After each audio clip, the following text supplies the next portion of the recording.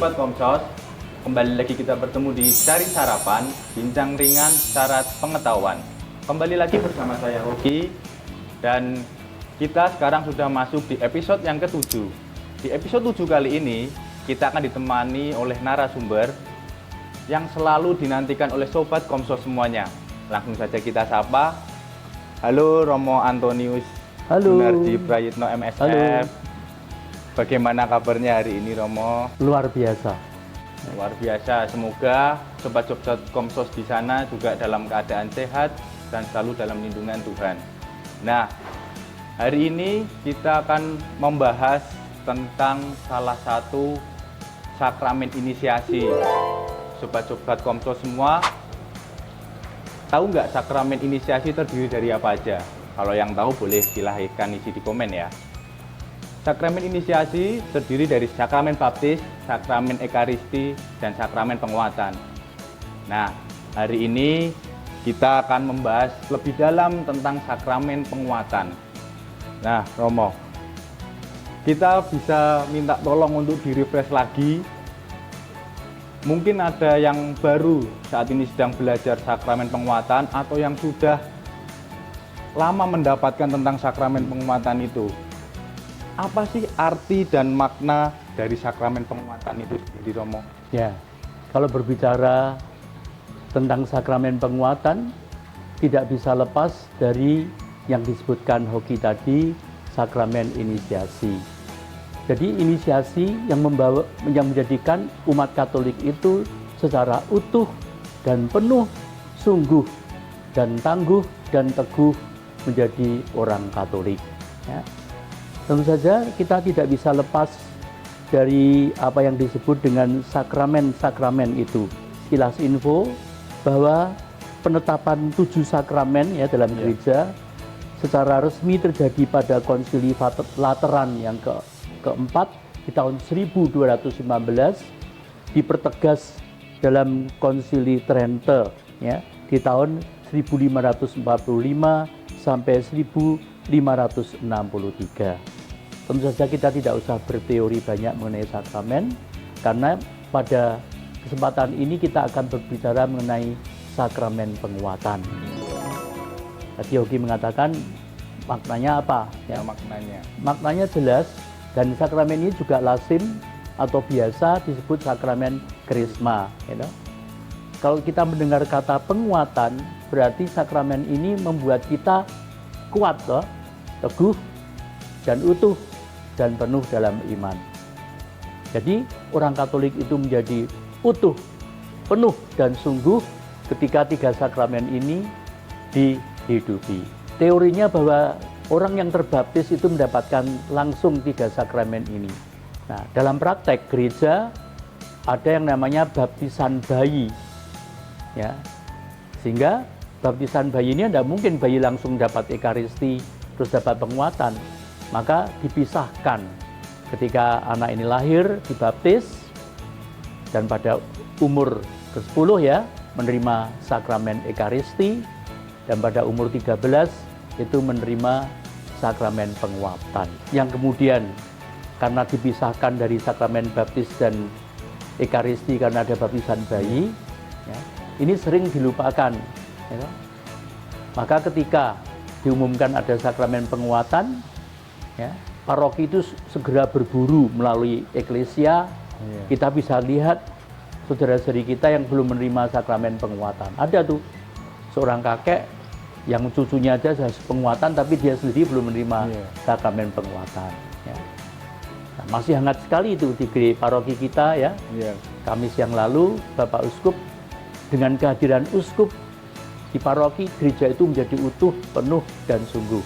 Seperti yang dibilang Romo barusan, betul, tanggal 5 Desember lalu gereja kita juga sudah menerima calon sakramen penguatan, termasuk saya sendiri kemarin ikut di dalamnya ya Romo. Ya. Saya juga menjadi salah satu yang menerima penguatan, sakramen penguatan dari Uskup. Nah, dari sakramen penguatan itu sendiri, kenapa Romo minyak krisma yang dipilih sebagai media, sebagai pengantar untuk menerimakan sakramen penguatan Ya. itu. Dalam gereja Katolik, ya, gereja menggunakan sarana minyak. Ada 3 minyak ya. Dan minyak-minyak ini bukan sembarang minyak PPO atau minyak kampak ya. Tapi ini minyak zaitun ya, dalam tradisi gereja. Dan minyak-minyak ini diberkati dalam misa Krisma ya. Kalau di Keuskupan Agung Semarang itu menjelang Kamis Putih ya. Biasanya hari Selasa sore ya. Selasa sore sudah diadakan misa Krisma di mana uskup itu memberkati minyak-minyak. Ada 3 minyak, yaitu minyak katekumen, ya, minyak Krisma untuk penguatan, dan minyak pengurapan untuk orang sakit. Ya. Nah, tadi kan kamu tanya sekali lagi ya, bukan sembarang minyak ya. Ya, betul. Ya, tetapi minyak yang diberkati pada misa Krisma itu. Dan mengapa minyak zaitun tradisi gereja? Ya. Dan ini kan sekarang ini minyak yang cukup langka. Ya. Oke Sobat Komsos, itu tadi jawaban dari Romo. Jadi Sobat-Sobat Komsos semua jangan sampai bingung lagi kenapa memakai, kalau kita di sakramen baptis kita menggunakan air dan kita di sakramen penguatan menggunakan minyak. Tadi Romo sudah menjelaskan karena itu sudah dibagi menjadi 3. Ya, minyak katekumen, minyak krisma atau minyak penguatan itu, dan minyak untuk pengurapan orang sakit. Nah, beberapa waktu lalu kan saya juga menerima sakramen penguatan dari uskup. Waktu saya menerima sakramen dari uskup itu kan terasa berbeda ya Romo, karena waktu saya baptis kan saya dengan Romo Anton. Terus waktu saya menerima sakramen penguatan itu dengan Bapak Uskup. Nah, mungkin ini juga menjadi beberapa pertanyaan untuk Sobat-Sobat Komsos semua di sana. Apakah hanya uskup yang boleh menerimakan saat sakramen penguatan? Karena kan kita tahu kalau waktu sakramen baptis semua romo paroki kan boleh menerimakannya ya Romo. Ya, seperti itu. Ya. Jadi uskup adalah pemimpin tertinggi di keuskupannya. Maka sebetulnya semua itu mengalir dari imamat yang penuh dari seorang uskup. Kalau ada seorang imam, ya, boleh melayani dengan sakramen baptis, dan bahkan juga kalau uskup memberi delegasi atau tugas kepada seorang imam untuk untuk menerimakan sakramen penguatan, bisa saja.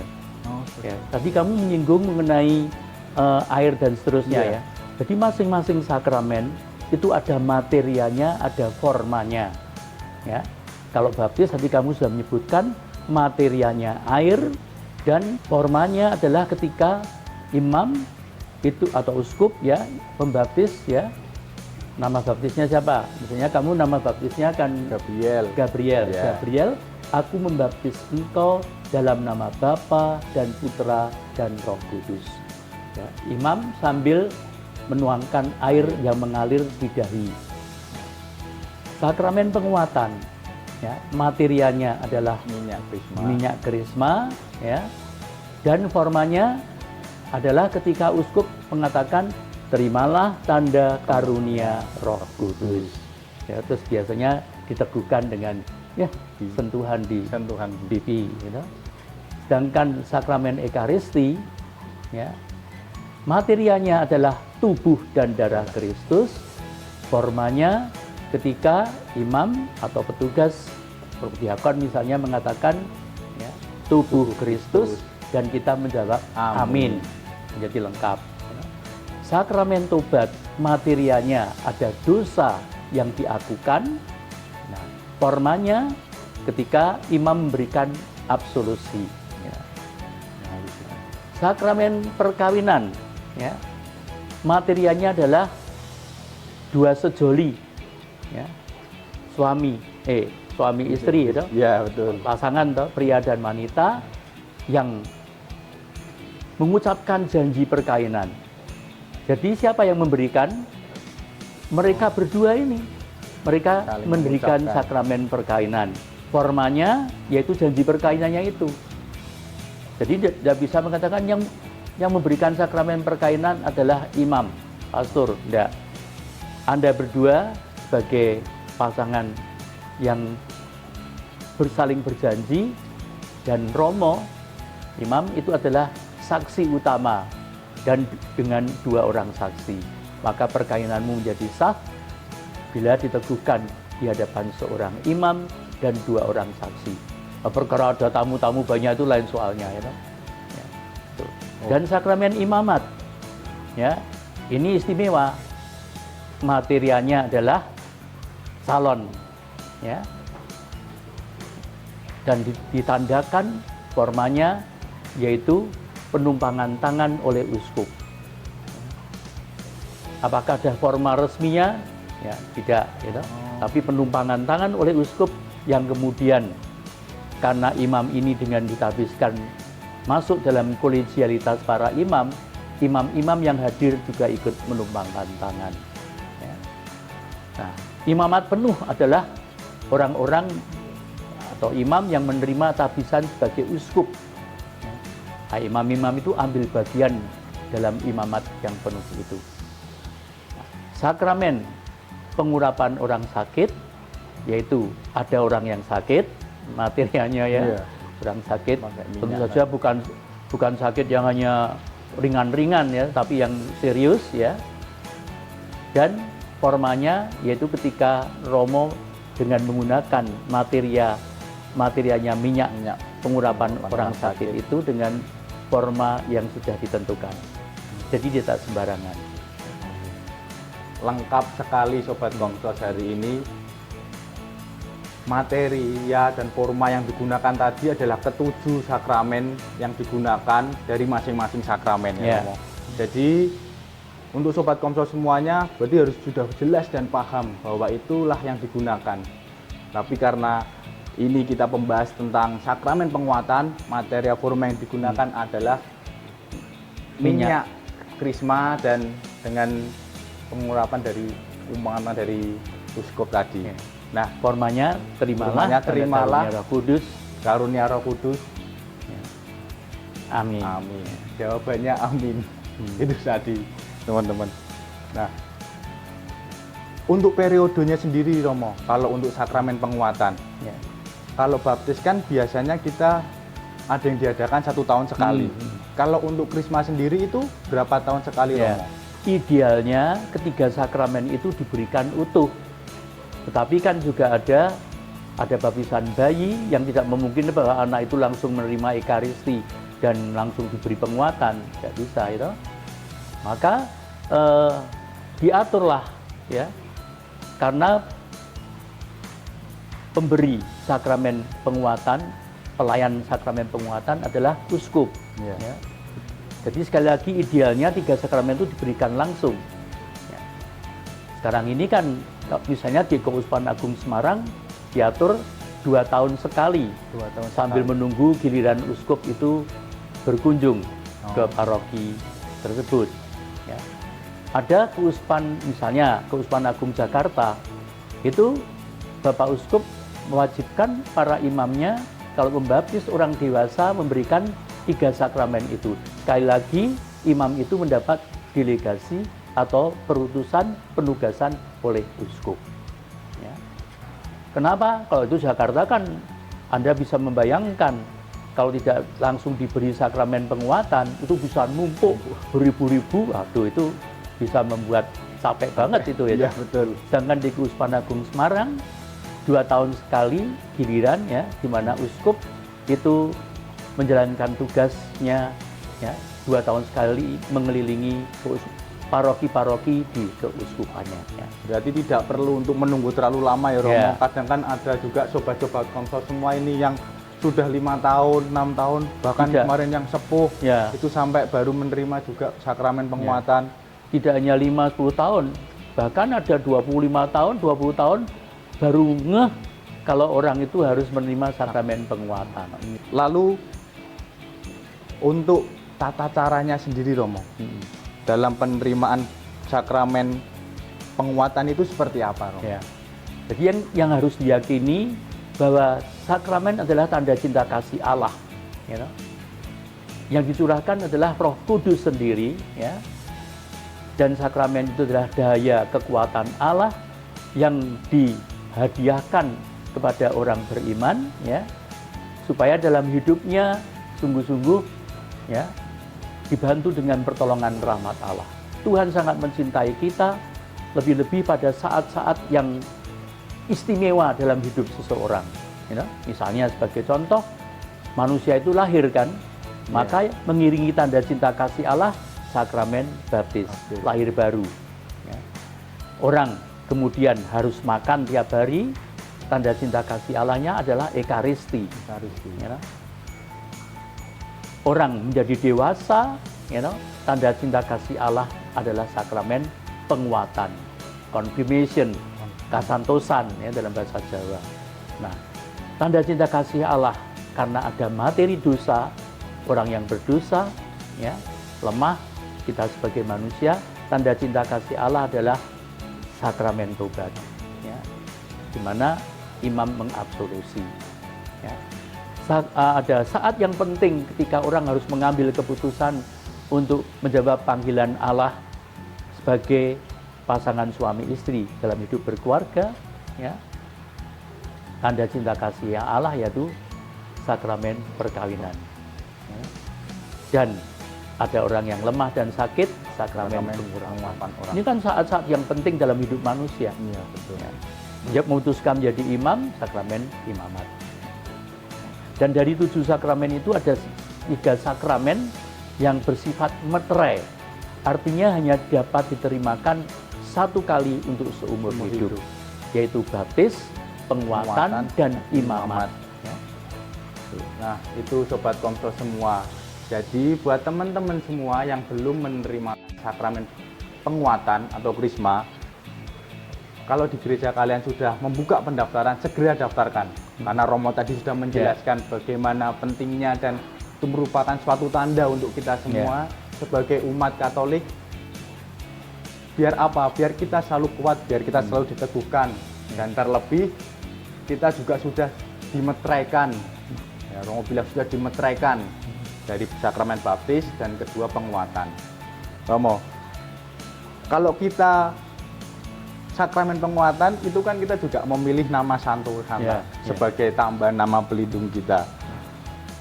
Apakah nama Santo Santa kita itu memiliki makna yang lain dari nama baptis kita itu, Romo?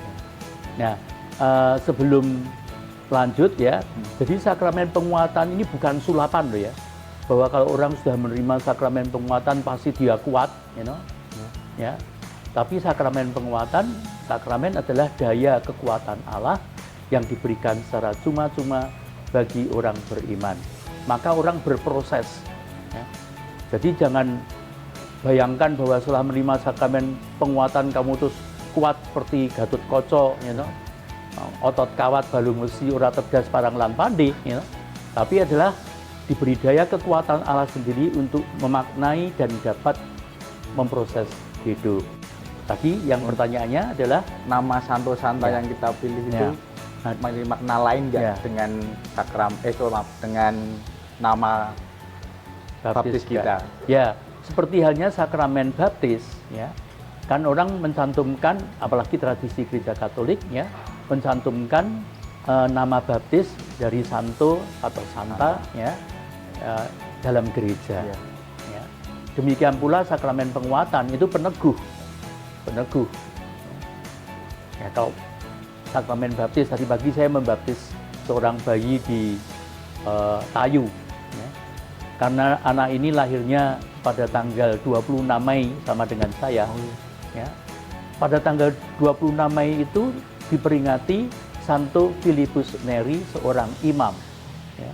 Imam yang bersemangat, imam yang ramah, dan imam yang pandai khotbah, gitu. Maka Bapak Ibu itu rembukan, ya, dan memberi nama Santo Filipus Neri. Nanti pada waktu penguatan, ya, untuk meneguhkan lagi, ya, kan kita kan tidak bisa dengan kekuatan sendiri, tapi kita juga memohon dalam tanda kutip saudara kita yang sudah mulia di surga untuk membantu kita. Maka dalam kebiasaan gereja ditambahkan nama penguatan, yang dipilih. Ya. Maka pemilihan nama itu juga menurut keyakinan ya, dan juga dipilih karena dia terinspirasi dari santo santa itu yang membuat hidupnya semakin berkualitas dan bermakna ya seperti santo santa yang dipilihnya. Nah, kan bebas so? Iya, betul. Kamu dulu kan nama baptisnya Gabriel, nama penguatannya kemarin apa? Saya samakan Romo. Gabriel. Ya. Oh, jadi Nah, tidak kalau seperti itu bagaimana? Tidak apa-apa. Romo? Apakah itu ada pengaruh yang lain atau memang tidak ada pengaruhnya ya? Tidak ada masalah. Ya, karena kamu sudah memilih nama baptis Gabriel itu kan malaikat agung yang paling top, Marco top gitu. Ada 3 malaikat agung, Rafael, Gabriel, dan Mikael. Ya. Gabriel, Rafael, dan Mikael. Nah, tentu saja dimaknai karena kamu Gabriel itu kan yang memberikan berita gembira kelahiran Yesus. Iya, betul. Jadi dalam hidupmu kamu itu selalu membawa kabar baik. Nah, Romo, sebelum kita akhiri ini, Romo, silahkan berikan pesan kepada sobat-sobat Komsos semua, Romo. Ya, saudara-saudari umat kekasih Tuhan, tahun 2025 Bapak Suci akan membuka sebagai tahun Yubil, gitu. Dibuka pada tanggal 24 Desember malam Natal ya, 2024 sampai pada Januari 2026, tahun suci. Dan itu ditandai dengan Bapak Suci membuka pintu suci di Basilika Santo Petrus ya. Kemudian ada 3 basilika yang lain. Demikian pula di keuskupan-keuskupan. Ya. Nah, Keuskupan Agung Semarang mengantar kita memasuki tahun jubileum ini, ya. Dan spirit atau semangat yang ditegaskan adalah tinggal di dalam Kristus dan berbuah, semakin Katolik dan semakin apostolik. Ya. Ini luar biasa sekali ya, kamu dengar khotbahnya Bapak Uskup yang lalu itu. Maka harapannya, apalagi yang sudah menerima sakramen penguatan, ya, utuh, penuh, ya, sungguh, tangguh, dan juga teguh. Kita tidak minggrang-minggring ya, sebagai orang Katolik. Ya. Oke, Sobat Komsos, itu tadi pesan dari Romo Anton, dan akan ada tahun suci. Jadi kita semua umat Katolik diharap untuk mempersiapkannya, untuk semakin meneguhkan lagi, teguh, ya, makin kuat, tangguh dalam menjalani proses hidup kita ini. Oke Romo, terima kasih untuk waktunya Romo. Terima kasih kembali. Itu tadi perbincangan kita dengan Romo Anton. Sampai jumpa di video selanjutnya. Jangan lupa ditunggu video-video yang seru lagi selanjutnya teman-teman semua. Selamat sore, see you. Berkah dalam. Berkah dalam.